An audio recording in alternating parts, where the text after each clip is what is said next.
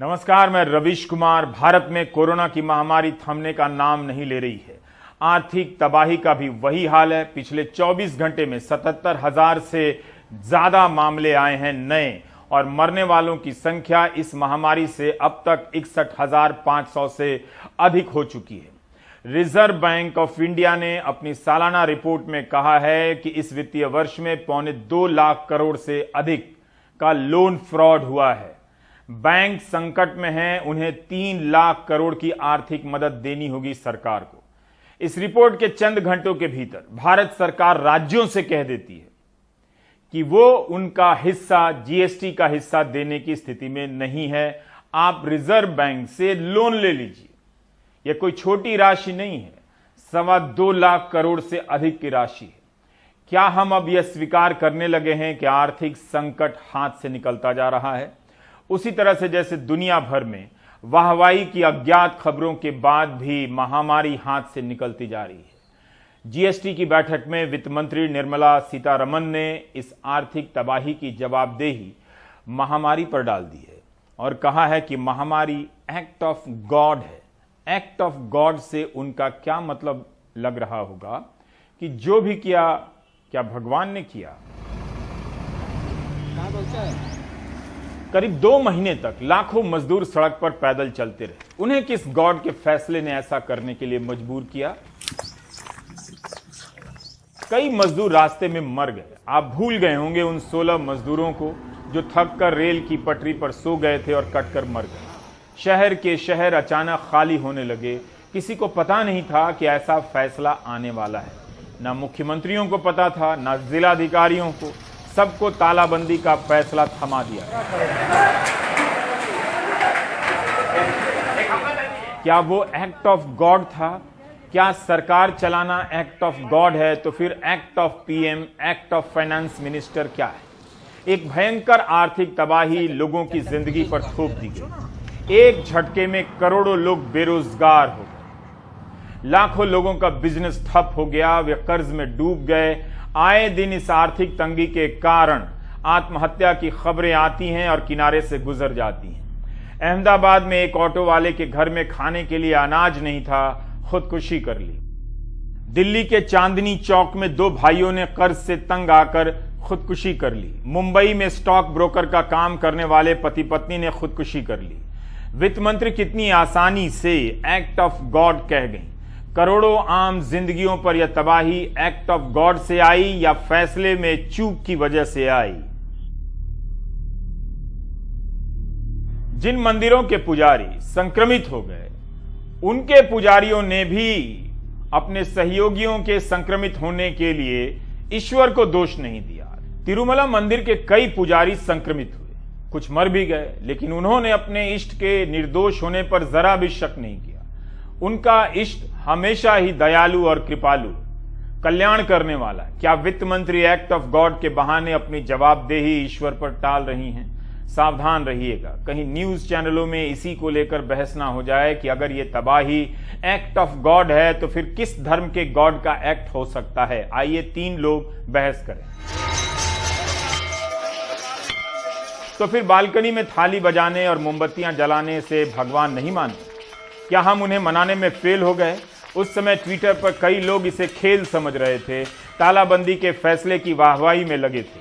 लिखा करते थे ट्विटर पर कि प्रधानमंत्री जी कोई नया टास्क दीजिए ताकि वे थाली बजाने जैसा कुछ कर सकें। माहौल बन गया था। आज 5 महीने में 61,000 से अधिक लोग मर गए हैं, क्योंकि तालाबंदी के भीतर तालाबंदी का मजाक उड़ता रहा।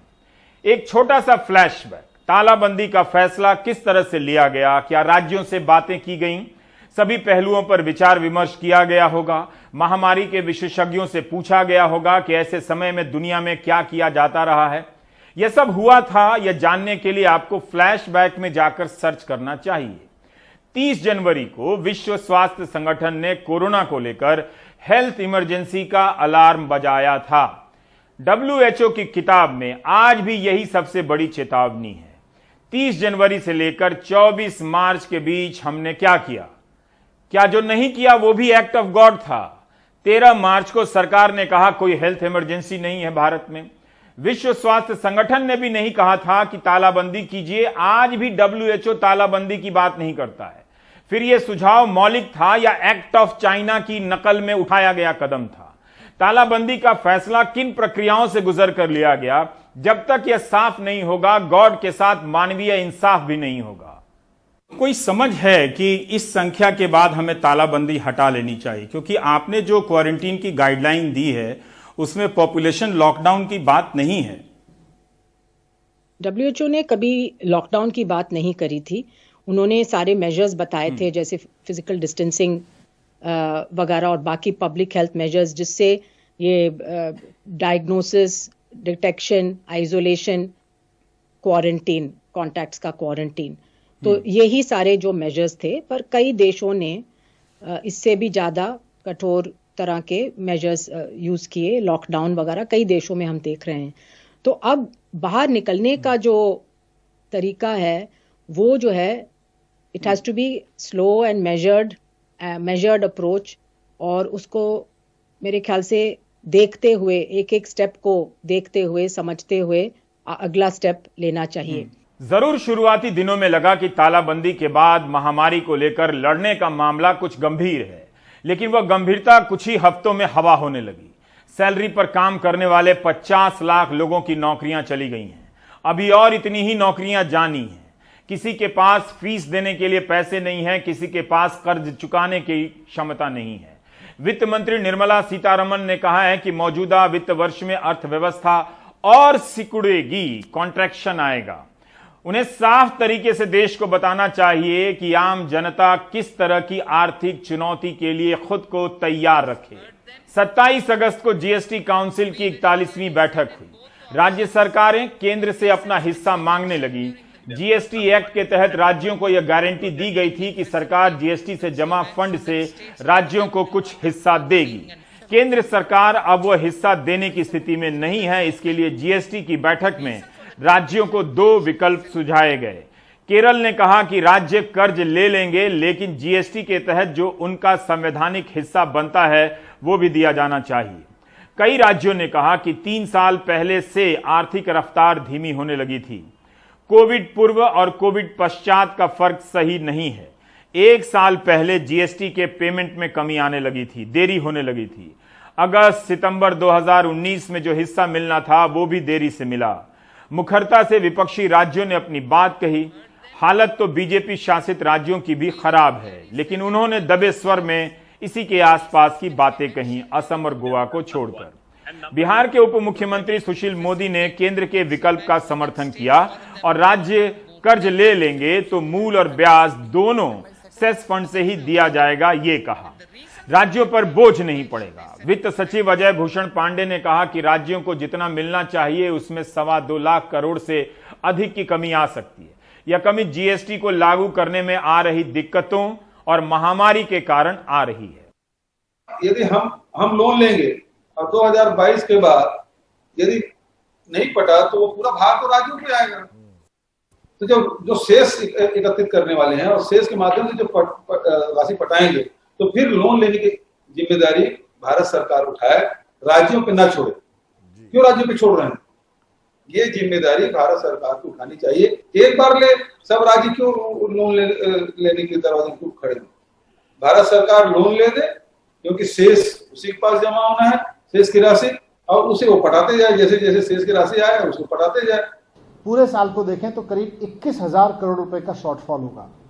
अगर ये 21,000 करोड़ रुपए का शॉर्टफॉल रहा और केंद्र सरकार कहती रही कि भाई हम कंपनसेशन नहीं देंगे, राज्य सरकारें लोन ले लें, और दिल्ली सरकार के लिए केंद्र सरकार लोन लेके नहीं देगी, तो दिल्ली सरकार के पास तो लोन लेने का अधिकार है नहीं।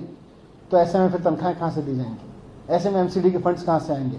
ऐसे में टीचर्स की तनख्वाहें, ड्राइवर्स की तनख्वाहें, डीटीसी के लोगों की तनख्वाहें, डॉक्टर्स की तनख्वाहें कहाँ से आएंगी? तो पहले तो जीएसटी के नाम पे अधिकार छीन लिए, अधिकार ले लिए और भरोसा दिया कि हम चिंता मत करो, हम कंपनसेट कर देंगे, और अब कह रहे हैं कि आप आरबीआई से लोन ले लो, हम आपको आरबीआई से लोन दिलवा देंगे राज्यों को। ये धोखा है राज्यों के साथ में। इतिहास में, भारत के इतिहास में केंद्र सरकार का राज्यों के साथ अब तक का सबसे बड़ा धोखा होगा फेडरलिज्म के नाम पर। इस साल का जीएसटी कलेक्शन कम हो गया है। 2.25 लाख करोड़ से अधिक की गिरावट देखी जा रही है। यह पैसा आया होता तो राज्यों का हिस्सा देने में दिक्कत भी नहीं होती। महामारी के बाद जरूर सरकार ने गरीब कल्याण योजना के तहत कमजोर तबके की मदद की। करीब 2 लाख करोड़ की राशि सीधे खाते में या अनाज के तौर पर लोगों को दी गई, बाकी लोन के तौर पर स्कीम निकाली गई, योजनाएं लॉन्च हुई। बस इतने से खर्चे में दुनिया की 5वीं बड़ी अर्थव्यवस्था हिल गई है। वित्त मंत्री राज्यों से कह रही हैं कि हम आपका हिस्सा नहीं दे सकते, लेकिन अर्थव्यवस्था की हालत तो पिछले साल से ही खराब दिखने लगी थी। यह जानने के लिए आपको फिर से फ्लैशबैक में जाना होगा। आज के उदाहरण से समझाता हूं। किसी भी न्यूज वेबसाइट या न्यूज चैनल पर जाइए, सुशांत सिंह राजपूत को लेकर 10-10 आइटम, न्यूज आइटम डेली की मिलेंगी। अर्थव्यवस्था को लेकर मुश्किल से 1 आइटम मिलेगा। इससे होता यह है कि अर्थव्यवस्था में क्या हो रहा है आप तुरंत का तुरंत नहीं जान पाते हैं। जब आपकी नौकरी जाती है, बिजनेस बर्बाद हो जाता है, तब होश में आते हैं कि टीवी पर कुछ और दिखाकर हमारी जेब काट ली गई, और तब आप चिंता करते हैं मीडिया ये क्यों दिखा रहा है, वो क्यों नहीं दिखा रहा है। एनीवे, फ्लैशबैक में जाकर देखिए कोरोना से पहले जीडीपी का क्या हाल था। अप्रैल और जून 2019 की तिमाही में जीडीपी की दर 5% पर आ गई थी। जुलाई सितंबर 2019 की तिमाही में घटकर 4.5% हो गई। अक्टूबर दिसंबर की तिमाही में यह 4.7% हो गई। जनवरी से मार्च 2020 की तिमाही में जीडीपी 3.1% हो गई। तालाबंदी से पहले ही भारत की जीडीपी 3.1% पर आ चुकी थी। यही कारण था कि जीएसटी संग्रह में पिछले साल अगस्त से ही गिरावट आने लगी। कभी 91,000 करोड़ की कमी तो कभी 98,000 करोड़ की कमी। सितंबर 2019 में गोवा में जीएसटी काउंसिल की 37वीं बैठक हुई थी। तभी सरकार ने पहली बार कहा था कि सेस फंड में जो पैसा है उससे राज्यों का हिस्सा दिसंबर जनवरी से पहले नहीं दे सकते हैं। नवंबर 2019 में ही केंद्र ने राज्यों को लिख दिया कि जीएसटी का कलेक्शन कम हो रहा है, उनका हिस्सा देने में कठिनाई आ सकती है, चिंता का विषय है और देना मुश्किल होगा, यह कहा था सरकार ने। मतलब यह हुआ कि जब कोरोना का पता नहीं था तभी केंद्र सरकार राज्यों से कह रही थी कि जीएसटी कम मिल रहा है और उनका हिस्सा देना मुश्किल है। इसलिए जब वित्त मंत्री अगस्त 2020 की बैठक में कहती हैं कि महामारी एक्ट ऑफ गॉड है, तो इसे फ्लैशबैक में जाकर देखने की जरूरत है। दिसंबर से फरवरी का जो हिस्सा राज्यों का मिलना था वो इस साल जून में दिया गया। इस तरह से देरी होती चली गई। जीएसटी एक्ट के तहत राज्यों को गारंटी किया गया है कि उन्हें हर साल एक तय हिस्सा दिया जाएगा। और इस पर बात करने के लिए हमारे साथ मौजूद हैं अर्थशास्त्री प्रोफेसर अरुण कुमार। अरुण जी, मेरा सवाल यही है कि केंद्र सरकार जब राज्यों से यह कहे कि जीएसटी का उनका हिस्सा देने में वो सक्षम नहीं है, आप लोन ले लें, इससे अर्थव्यवस्था के बारे में किस तरह के संकेत मिल रहे हैं जो खुलकर कहा नहीं जा रहा है, जिसके बारे में कहा जाना चाहिए था? देखिए, अर्थव्यवस्था एक भारी संकट के दौर से गुजर रहा है, क्योंकि लॉकडाउन जैसे ही शुरू हुआ तो अर्थव्यवस्था एकदम बंद हो गई। आपने देखा सड़कें खाली थीं, दफ्तर लोग जा नहीं पा रहे थे, फैक्ट्री में लोग जा नहीं पा रहे थे। तो मेरे अनुमान से 75% गिरावट तो अप्रैल में ही आ गई थी। अभी भी अर्थव्यवस्था पटरी पे पूरी तरह आई नहीं है। 50% अभी भी गिरावट है जहां तक मुझे लगता है, क्योंकि बहुत सारी सर्विसेज अभी पूरी तरह से काम नहीं कर पा रही हैं। वो चाहे जो पटरी पे लोग सामान बेचते हैं या जो मजदूर हैं वो अपने चौक पे खड़े रहते हैं, वो अपना लोहार का काम, बढ़ई का काम, ये सारे काम देखते हैं, या हमारे होटल हैं वो बंद हैं। तो कुल मिला के इस समय हमारी जो आमदनी है अर्थव्यवस्था में वो गिर गई है, और जो प्रोडक्शन है वो गिर गया है। तो उसके चलते जीएसटी का कलेक्शन आधा भी नहीं रह गया, और जो हमारा कॉर्पोरेट टैक्स कलेक्शन है वो गिर जाएगा, क्योंकि बहुत सारी कंपनियां बंद थीं तो वहां पे भारी लॉस हो रहा है। और जो हमारे जो संगठित क्षेत्र के लोग हैं जो टैक्स देते हैं, वहां पे भी सीएमआई के आंकड़े बता रहे हैं कि 1.4 करोड़ नौकरियां चली गई हैं। तो इनकम टैक्स कलेक्शन भी कम हो जाएगा। तो कुल मिला के सेंटर के पास भी रिसोर्सेज नहीं है और स्टेट्स के पास भी रिसोर्सेज नहीं है। लेकिन सेंटर ने स्टेट्स को प्रॉमिस किया था कि 14% बढ़त आपकी जीएसटी में होती रहेगी, और इसी जो उस पे प्रॉमिस पे स्टेट्स जो जीएसटी में आए थे। अब अगर सेंटर उससे मुकरता है तो ये गड़बड़ बात है, क्योंकि स्टेट्स को तो दोहरी मार पड़ेगी। एक तो उनका जीएसटी कलेक्शन गिरेगा, दूसरी तरफ जो सेंटर जो कलेक्ट करता है उसका 42% जो स्टेट्स को मिलता है, तीसरा जो 14% बढ़त होनी चाहिए थी वो नहीं होगी, तो वहां पे कॉम्पेंसेशन मिलना चाहिए। तो तीनों तरफ से स्टेट्स की स्थिति और ज्यादा गंभीर रूप से कमजोर हो जाएगी और वो बोरो नहीं कर सकते जैसे कि सेंटर बोरो कर सकता है या जैसे सेंटर और टैक्स लगा सकता है जिससे वो और कर सकता है। तो मेरा मानना है स्टेट्स की परिस्थिति बहुत ही ज्यादा गड़बड़ है। उन्हीं को सारे पैंडेमिक के खर्चे भी उठाने पड़ेंगे, वो चाहे हेल्थ का खर्चा हो, वो चाहे जो गरीब आदमी को सपोर्ट करने का हो। तो ये सारे जो परिस्थिति है, स्टेट्स की परिस्थिति तो बहुत ही ज्यादा इस समय गड़बड़ है, वो तनख्वाह भी देने के लायक नहीं रह गए हैं। तो क्या ये चुनौतियां ज्यादा बढ़ जाएंगी? आप ऐसी भी स्थिति देख रहे हैं कि अगर आने वाले 3-4 महीनों में नहीं संभलती है तो वाकई में सरकारी कर्मचारियों को भी सैलरी मुश्किल हो जाएगी? जी हाँ, अगर इसीलिए मेरा मानना है क्योंकि अगर हमने बजट बनाया था तो ये सोच के बनाया था कि 10% की बढ़त होगी नॉमिनल जीडीपी में, लेकिन इस समय कम से कम -15 -20% है। तो यानी बजट के जो आंकड़े हैं उनमें 25-30% का हेर फेर हो गया है। रेवेन्यू कम हो जाएगा, एक्सपेंडिचर बढ़ जाएगा। तो इस समय जरूरत है कि तुरंत ही अपना बजट को दोबारा बनाएं जिससे कि जो एक्सपेंडिचर है वो रिफ्लेक्ट हो, रेवेन्यू सही वो रिफ्लेक्ट हो, और फिर कितना हमें बोरो करना है वो हमें पता लगेगा। अभी तो यही नहीं सरकार बता रही कि कितना बोरो करने की जरूरत है, वो कम से कम बता रही है कि शायद -5% हो, लेकिन सभी कह रहे हैं कि कम से कम -10 -15% तो होगा ही होगा गिरावट।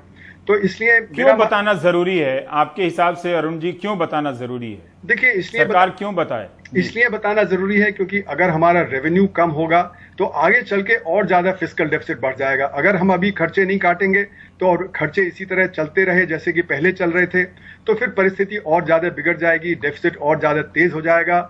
और दूसरा, जो हमारे जो बिजनेस हैं वो सरकार की तरफ देखते हैं कि वो क्या बता रही है, कितनी बढ़त होगी, उसी अनुसार वो अपनी प्लानिंग करते हैं कि कितना उत्पादन वगैरह होगा।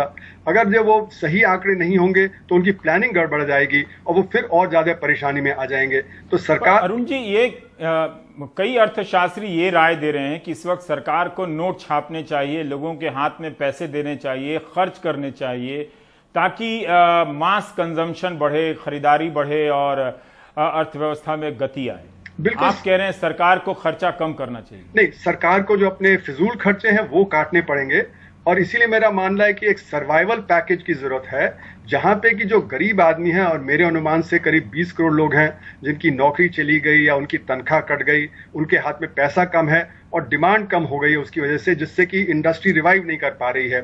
तो डिमांड जनरेट करने के लिए जो गरीब लोग हैं उनके हाथ में पैसा देना जरूरी है और यहाँ पे गांव में भी देना जरूरी है, शहर में भी। गांव में तो हम रूरल एम्प्लॉयमेंट गारंटी स्कीम से कर सकते हैं, लेकिन अभी सरकार सिर्फ 1 लाख करोड़ रुपए दे रही है उसमें, जबकि मेरे अनुसार 3 से 4 लाख करोड़ रुपए तो उसमें देना ही चाहिए। उसी तरह शहरों में एक एम्प्लॉयमेंट गारंटी स्कीम होनी चाहिए जिससे जो शहरों में जो अनएम्प्लॉयमेंट हुआ है, बेरोजगारी हुई है, वहां पे पैसा देने की जरूरत है, जिससे कि जब इन लोगों के हाथ में पैसा आएगा तो डिमांड बढ़ेगी तो इंडस्ट्री फंक्शन करेगी। अभी इंडस्ट्री कह रही है कि डिमांड नहीं है, इसलिए ना तो वो इन्वेस्ट कर रही है ज्यादा और ना ही वो प्रोडक्शन बढ़ा रही है अपना। और इसीलिए आपने देखा कि क्रेडिट की डिमांड बैंकों पे कम हो गई है और बैंकों के पास 8 लाख करोड़ रुपए सरप्लस है जो वो आरबीआई में डिपॉजिट कर रहे हैं, ना कि जो बिजनेसमैन आके सामने उसको क्रेडिट ले रहे हैं। तो हालांकि सरकार ने कई तरह से क्रेडिट का पैकेज दिया है। 20 लाख करोड़ रुपए में सिर्फ 2 लाख करोड़ रुपए तो गरीबों के लिए हैं, बाकी 18 लाख करोड़ रुपए क्रेडिट के तौर पे बिजनेसेस के लिए है। तो वहां पे बिजनेस वाला क्रेडिट तो तभी लेगा जब उसका उत्पादन शुरू होगा, जब उसका इन्वेस्टमेंट शुरू होगा। अगर इन्वेस्टमेंट नहीं होगा, उत्पादन नहीं होगा तो क्रेडिट लेके करेगा क्या? तो बैंक यही कह रहे हैं आरबीआई को, आरबीआई बार बार कह रहा है कि हम तो लिक्विडिटी बढ़ा रहे हैं, आप क्यों नहीं जो क्रेडिट और बढ़ा रहे हैं? बैंक कह रहे हैं कि हमारे सामने आ ही नहीं रहे हैं। और जैसे कि आपने देखा कॉर्पोरेट टैक्स कट दिया गया था पिछले साल, तो वहां पे भी आरबीआई की रिपोर्ट बता रही है कि वो एक्सपेंडिचर बढ़ाने की जगह वो अपना डेट को जो कंट्रोल करने के लिए उस पैसे को इस्तेमाल किया जो टैक्स कटौती में है। तो आरबीआई की पिछले साल की रिपोर्ट बता रही थी कि हमारा कैपेसिटी यूटिलाइजेशन जो इंडस्ट्री में है वो महज 70% रह गया है। यानी कि अगर मैं मारुति 100 कार बना सकता हूं और 70 बिक रही हैं तो मैं इन्वेस्टमेंट और क्यों बढ़ाऊंगा? तो जब तक डिमांड नहीं बढ़ेगी तब तक वो इन्वेस्टमेंट नहीं बढ़ेगा, इन्वेस्टमेंट नहीं बढ़ेगा तो ग्रोथ नहीं होगी, डिमांड नहीं होगी। तो इसीलिए जो बहुत सारे अर्थशास्त्री हैं वो कह रहे हैं कि डिमांड बढ़ाने के लिए आपको जो गरीब आदमी हैं, जो 80 करोड़ लोग हैं जिन्होंने रोजगार खोया है, जिनकी कटौती हुई है या जिनका जो आमदनी कम हो गई है, उनके हाथ में परचेजिंग पावर दीजिए। तो उसके लिए पैकेज जो चाहिए वो पैकेज अभी तक नहीं आया है। महज 2 लाख करोड़ रुपया बजट से आया है, जबकि वहां पे देना चाहिए मेरे अनुसार करीब 12-14 लाख करोड़ रुपया। तो ये घाटा तो बहुत ज्यादा बढ़ेगा, इसमें तो कोई दो राय नहीं है। लेकिन इस समय क्योंकि जो घाटा जो हम कवर कैसे कर सकते हैं, देखिए बैंक हैं 8 लाख करोड़ रुपए का सरप्लस है, वहां से बोरो किया जा सकता है। जो अमीर लोग हैं वहां से पैसा उठाया जा सकता है वेल्थ टैक्स के जरिए, या वहां पे आप जो कोविड बॉन्ड फ्लोट कर दीजिए, और जो रिवर्स रिपो रेट होता है आरबीआई का उससे आप जो थोड़ा सा ज्यादा दे दीजिए, और फिर बाकी नोट छाप के आरबीआई से आप लीजिए पैसा। तो ये 3 जरिए हो सकते हैं जिससे कि जो डेफिसिट है उसको कवर किया जा सकता है। अरुण जी, अभी राज्यों की छोड़ते हैं, आपने सरकार का बताया, पर आम लोगों को अपनी आर्थिक तैयारी किस तरह से करनी चाहिए? अगर ये कोई तूफान आने वाला है, उनकी नौकरियां जा सकती हैं, उनके ऊपर लोन के कर्जे हैं, वो लोन है, उसके ऊपर देनदारी है, इन सब परिस्थितियों में जिनकी नौकरी गई है वो काफ़ी मायूस हैं इस वक्त और टूट से गए हैं, पूछते हैं कि आप हमारी बात कहिए। अब हमें भी समझ में नहीं आता कि हर इंडिविजुअल की बात कैसे कहें, और कहने से सुन कौन रहा है जो इनके लिए कोई पैकेज देगा। अभी तक तो ये सारी फीडबैक कई लोगों ने, अर्थशास्त्रियों ने भी दिए, सरकार ने पैकेज नहीं दिया।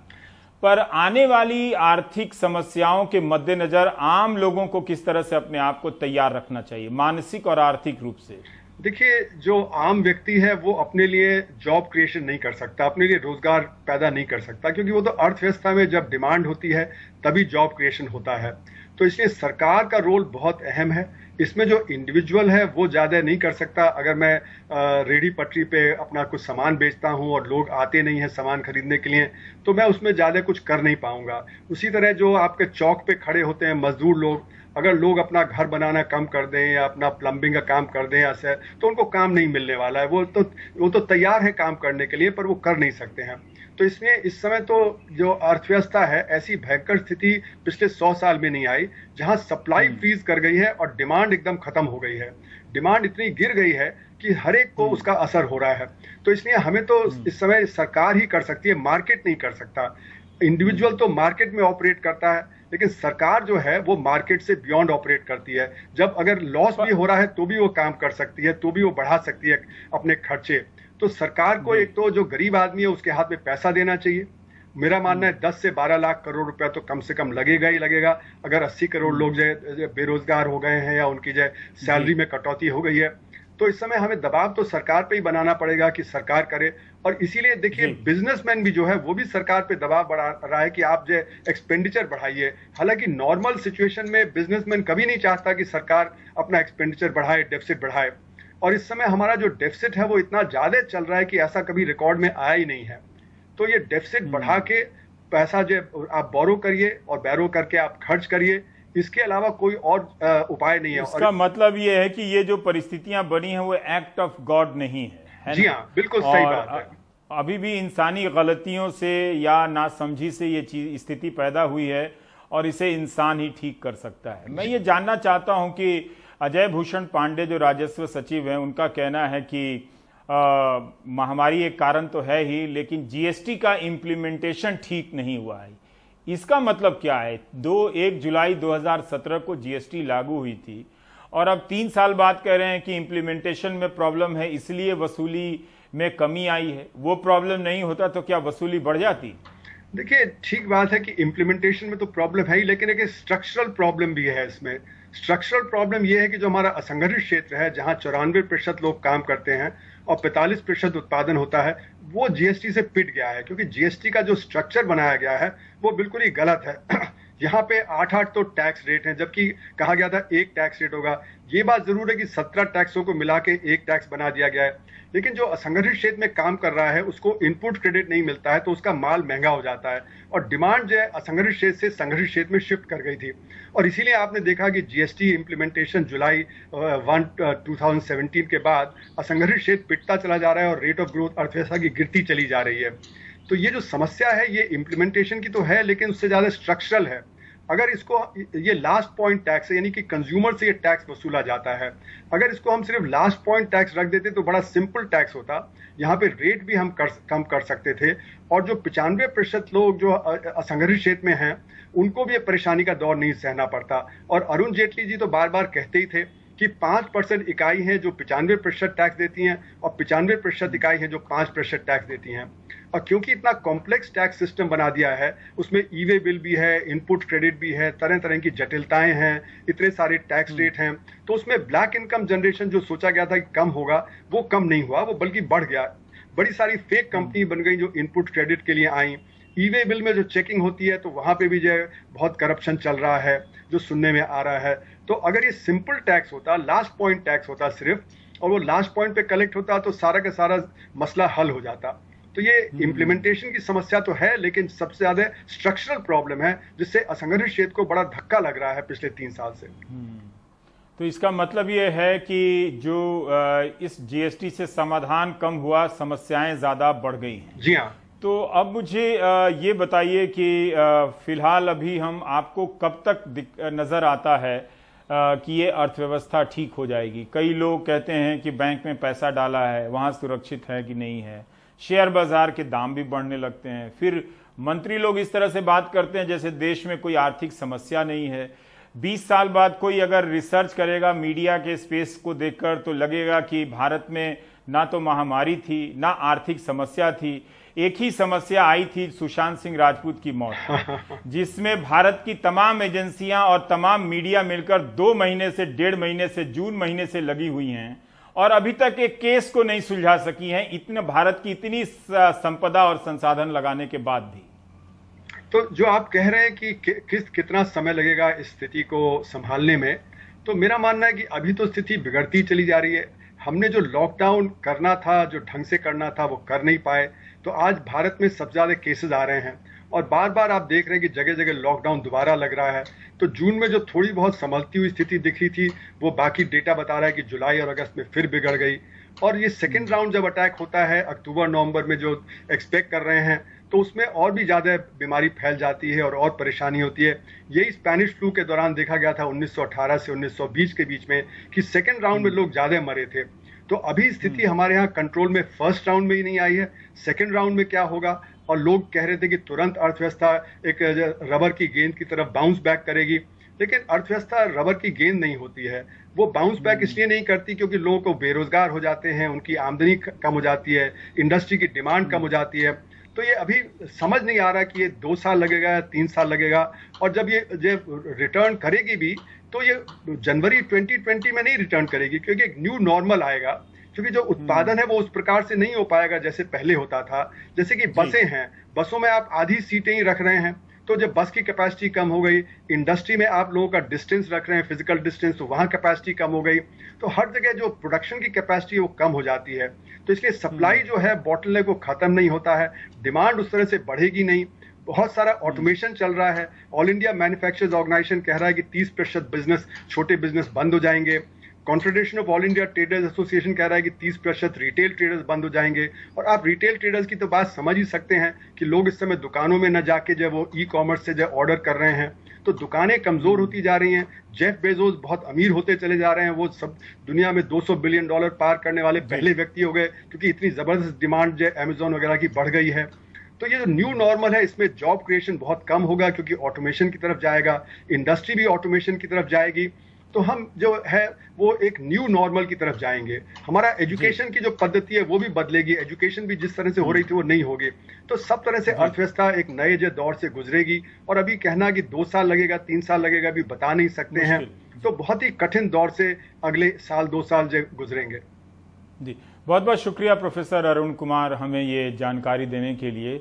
जो लोग अर्थव्यवस्था को एक्ट ऑफ गॉड समझते हैं, उन्हें ही अर्थव्यवस्था रबर की गेंद नजर आती है, और जब हाथ से वो गेंद फिसलकर गिर जाती है तो एक्ट ऑफ गॉड की तरफ देखते हैं। अब बढ़ते हैं अगली खबर की तरफ। लॉकडाउन के चलते नौकरी गंवा चुके लोगों और बेरोजगारों को नौकरी देने के लिए यूपी सरकार ने निजी कंपनियों की भागीदारी से 20 लाख लोगों को रोजगार देने की योजना शुरू की। आपको याद है केंद्र की योजना के बारे में हमने बताई थी कि बहुत कम लोगों को उससे काम मिला है।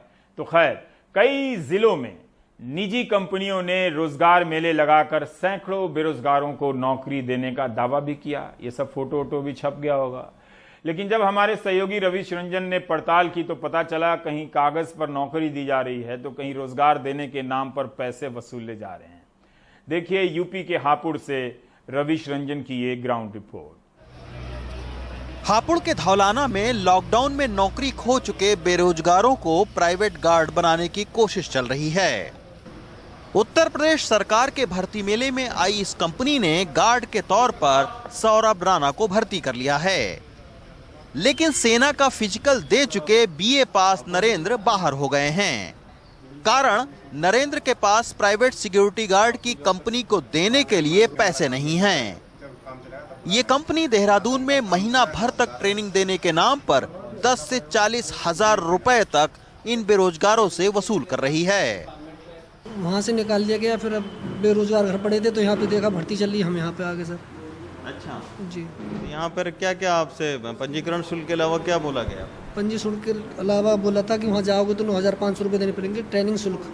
अच्छा। जो ट्रेनिंग वहाँ पे ड्रेस मिलेगी, 1 महीने का खाना मिलेगा, जो भी ट्रेनिंग होगी वहाँ 9,500 रुपये देने पड़ेंगे आपको। तो हैं आपके पास देने के? जी नहीं है अभी तो कहाँ से फिर लेकर?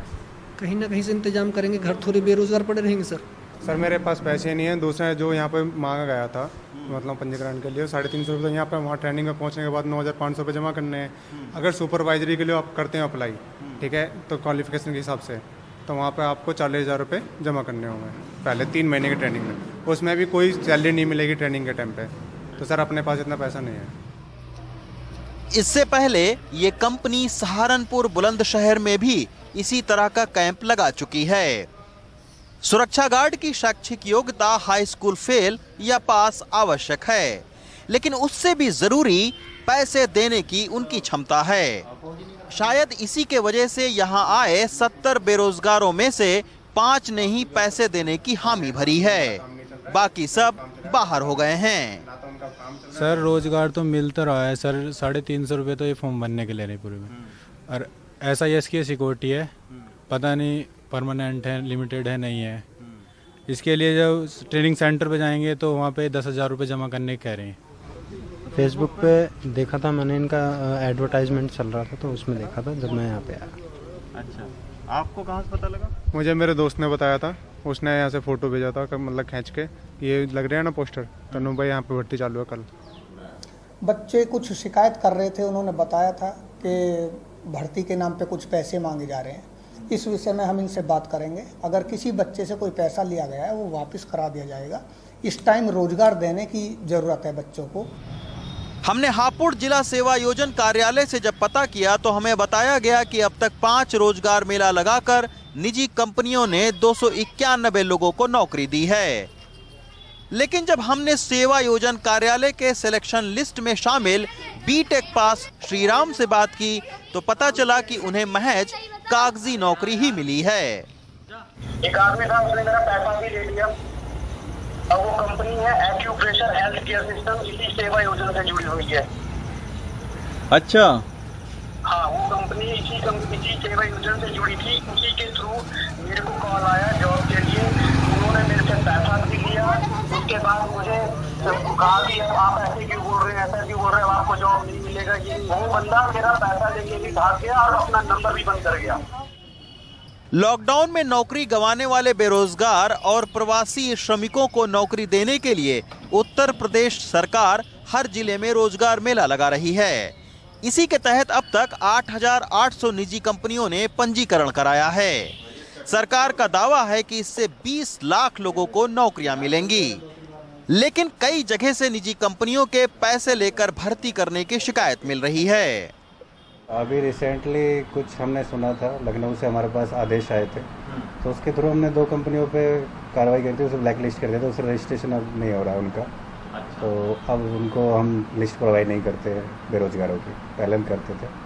तो इस तरीके से होती है कार्रवाई, ऐसा नहीं है। सेवा योजन कार्यालय में ऑनलाइन पंजीकरण कराने वाले बेरोजगारों को अपना मोबाइल नंबर समेत कई जानकारियां देनी होती है। अब इस डाटा से कई फर्जी कंपनियां बेरोजगारों से नौकरी देने के नाम पर पैसा भी मांग रही हैं। बेरोजगारों को रोजगार देने की योजना शानदार है, लेकिन कई कंपनियां रोजगार देने के नाम पर बेरोजगारों से पैसा वसूल कर अपना धंधा चमकाने के फिराक में ज्यादा नजर आ रही हैं। इसी के चलते इन कंपनियों पर लगाम कसने की जरूरत है। साथ ही बेरोजगारों के डेटा को सुरक्षित रखना भी उत्तर प्रदेश सरकार के लिए दोहरी चुनौती है। हापुड़ से मोहम्मद कैफ और अदनान के साथ Ravish Ranjan Shukla, NDTV India.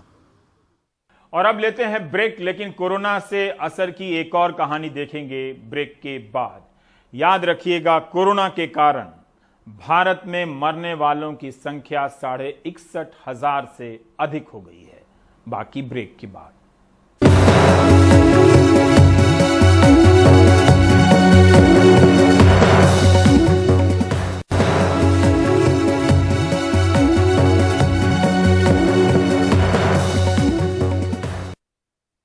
Corona ने छात्रों की दुनिया को दो हिस्से में बांट दिया है, ऑनलाइन दुनिया, ऑफलाइन दुनिया।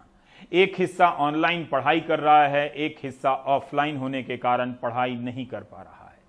एनसीईआरटी ने एक सर्वे किया था और जिससे यह बात सामने आई कि ऑनलाइन क्लास के लिए 27% छात्रों के पास ना तो लैपटॉप है ना स्मार्टफोन है। 28% छात्र और उनके परिवार के सदस्यों ने कहा कि बिजली न होने के कारण ऑनलाइन क्लास में बाधा पहुंच रही है। इस सर्वे में 34,000 से भी ज्यादा लोगों ने हिस्सा लिया था। स्कूल प्रिंसिपल से लेकर छात्र और उनके परिवार के लोग इस सर्वे का हिस्सा थे। इस सर्वे में यह भी पाया गया था कि ऑनलाइन क्लास के लिए सही ट्रेनिंग का ना होना और शिक्षकों की अनुभवों की कमी की वजह से छात्रों की पढ़ाई में मुश्किल आ रही है। पढ़ाई उबाऊ यानी बोरिंग भी होती जा रही है। छात्रों का कहना था कि ऑनलाइन क्लास के जरिए गणित पढ़ाना बहुत मुश्किल हो गया है। हरियाणा का नूह जिला दिल्ली से बहुत दूर नहीं है। यहां 70% छात्र ऑनलाइन क्लास नहीं कर पा रहे हैं। ना तो बच्चों के पास स्मार्टफोन है, ना इंटरनेट कनेक्शन। स्थानीय प्रशासन ने एक नया रास्ता निकाला है। युवा ग्रेजुएट की मदद से मोहल्ला पाठशाला शुरू किया है। नूह जिले के लगभग 100 गांवों में इस तरह की पाठशालाएं शुरू की गई हैं। सुकीर्ति द्विवेदी की यह खास रिपोर्ट देखिए। 8 साल का हितेश आखिरकार मोहल्ला पाठशाला में पढ़ने लगा है। 4 महीने ऑनलाइन क्लास की वजह से उसकी पढ़ाई छूटी रही। ये हरियाणा के नूह जिले के रहना गांव की बात है। वो जिले के उन 70,000 या 70% बच्चों में है जो स्मार्टफोन या इंटरनेट ना होने की वजह से ऑनलाइन क्लास से जुड़ नहीं सके। ये अंतर घटाने के लिए प्रशासन ने मोहल्ला पाठशाला शुरू करवाई। स्थानीय युवक शिक्षा दूत बनाए गए हैं जो बच्चों को बरामदों में, छतों में या खुली जगहों पर पढ़ा रहे हैं। एक बैच में 15 बच्चों की इजाजत है और सामाजिक दूरी का निर्वाह जरूरी है। बच्चे और अभिभावक दोनों इससे राहत की सांस ले रहे हैं। हमारे घर में एक ही स्मार्टफोन था जिससे मैं बच्चों की पढ़ाई क्लासेस ठीक से नहीं लगती थी, क्योंकि 3 बच्चे और भी जो उनसे क्लास लेते थे। लेकिन जिस दिन से मोहल्ला पाठशाला खुली उस दिन से एक बेटे की पढ़ाई खूब अच्छी तरह हो रही है और उससे उसका जो घर का वो है पूरा काम वाम बिल्कुल सही हो रहा है। पढ़ाई भी बिल्कुल सही चल रही है और घर का टाइम वेस्ट भी नहीं होता। मैं मोहल्ला पाठशाला से बहुत कुछ मदद मिल रही है फिलहाल, लेकिन उससे पहले जब लॉकडाउन लगा हुआ था 2-3 महीने तो पापा घर पे ही रहते थे तो ऑनलाइन क्लास हमें खूब अच्छी तरह लगती थी। लेकिन अब फिलहाल पापा काम पर जाते हैं तो अब अटेंड नहीं कर पाते ऑनलाइन, इसीलिए अब मोहल्ला पाठशाला चली, इससे हमें बहुत कुछ फ़ायदा हो रहा है और इससे हमारी पढ़ाई में कोई रुकावट नहीं आ रही है। 2018 में नीति आयोग ने नूह को देश का सबसे पिछड़ा जिला बताया था। 1ली से 8वीं कक्षा के बीच जिले के 1 लाख छात्र हैं। इनमें से 70,000 छात्र ऑनलाइन क्लास नहीं कर पा रहे थे। मोहल्ला पाठशालाओं के तहत अब तक 4,300 बच्चों को जोड़ा गया है। 125 गांव में ये पाठशालाएं 246 कार्यकर्ता चला रहे हैं। प्रशासन चाहता है कि आने वाले हफ्तों में कम से कम 50,000 बच्चों को इससे जोड़ा जा सके। शुरू में कोशिश सिर्फ पेशेवर शिक्षकों को जोड़ने की थी, लेकिन शिक्षकों का अभाव है। शिक्षकों के आधे पद खाली हैं, इसलिए कार्यकर्ताओं की मदद ली गई। उमरा गांव में रहने वाली 20 साल की कामिला कार्यकर्ताओं में है। उसने न सिर्फ शिक्षक का अनुभव हासिल किया बल्कि बहुत सारी लड़कियों का भविष्य भी बचाया। अभी जो हम देख रहे हैं कोविड-19 की वजह से बच्चे पढ़ नहीं पा रहे हैं, तो दूसरी वजह ये है तो मेरे गांव का जो पढ़ाई का माहौल है तो वो थोड़ा सा वैसा है कि उसमें लड़कियां हैं जो वो कम पढ़ती हैं। कोई 7वीं तक जाती है, 8वीं तक जाती है, मोस्टली 10वीं से आगे तो बहुत ही कम लड़कियां जाती हैं। तो मैंने सोचा मैं घर पे हूँ, खाली हूँ, और वैसे भी मुझे इस फील्ड से बेनिफिट होने वाला है, मैं बच्चों को पढ़ाऊँगी। तो फिर मैंने सोचा कि क्यों नहीं मैं अपने गांव के बच्चों को बिठा के पढ़ाऊँ, उससे बच्चों का भी फ़ायदा होगा और मेरा भी फ़ायदा होगा। ये एक अच्छी शुरुआत लगती है, लेकिन हकीकत ये भी है कि फिलहाल बस बुनियादी टॉपिक पढ़ाए जा रहे हैं और कार्यकर्ताओं को बेहतर ट्रेनिंग चाहिए। अधिकारियों का कहना है वो इस पर भी काम कर रहे हैं। हिंदी और इंग्लिश में हम ज़्यादा जोर देंगे कि डेली एक पेज बच्चा अपनी किताब से लिख ले, कम से कम रीडिंग में हैबिट होगी उसको, इंग्लिश लिखने का।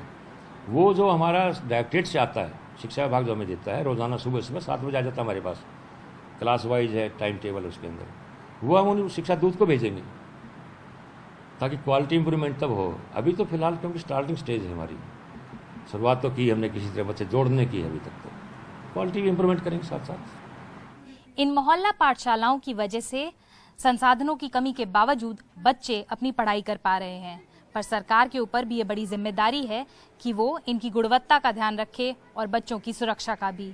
नूह हरियाणा से कैमरा पर्सन सुशील राठी और ताहिर हुसैन के साथ सुकीर्ति द्विवेदी, एनडीटीवी इंडिया के लिए।